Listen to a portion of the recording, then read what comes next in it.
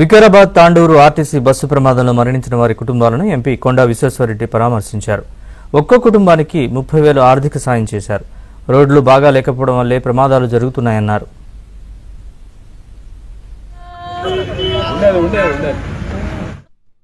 ప్రమాదం ఉన్నది. దీన్ని చక్కగా చేస్తున్నందుకు అందరు నాయకులు కలిసి రాజకీయాలు పక్కకు పెట్టి ఇంకా ఎక్కువ అయ్యే అవకాశం ఉంది. ఇంకా పెద్ద యాక్సిడెంట్లు ఎక్కువ యాక్సిడెంట్లు అయ్యే అవకాశం ఉంది. దీన్ని చక్కగా చేసేందుకు నేను నితిన్ గడ్కరీ గారు చెప్పినాను. సీఎం గారికి కూడా ఉత్తరం రాసినాను. ఏంటంటే భూస్వేకరణ ఇప్పుడన్నా పాత ప్రభుత్వం ఒకరికర్ చేసింది, కానీ మీరన్నా చక్కగా చేస్తే కాబోయే యాక్సిడెంట్లు తక్కువైతాయి అని నా విజ్ఞప్తి. ఇలా పార్టీలకు అతీతంగా అందరు పోయి మనం ఈ ప్రయత్నాలు చేస్తే మంచిది. కొత్త ప్రభుత్వం దగ్గర పైసలు లేవు. ఈరోజు ఇంతో అంతో ఏం రోడ్లు అయినా కూడా 1000 కోట్ల నేషనల్ హైవే కూడా 6 ఏళ్ళు 8 ఏళ్ళు డీలే అయింది, కానీ అది 1000 కోట్ల నేషనల్ హైవే కూడా కేంద్ర ప్రభుత్వం నుంచి వచ్చింది.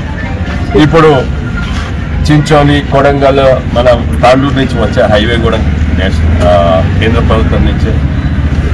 సాధారణ కేంద్ర ప్రభుత్వం నుంచి 4 తీర్ల రోడ్లు వస్తాయి, నేషనల్ హైవేలు వస్తాయి, సెంట్రల్ రోడ్ ఫండ్స్ వస్తాయి, తర్వాత ప్రధానమంత్రి గ్రామ సడక్ యోజన వస్తాయి, తర్వాత ఎంపీ కింద నిధులతో రోడ్లు వస్తాయి.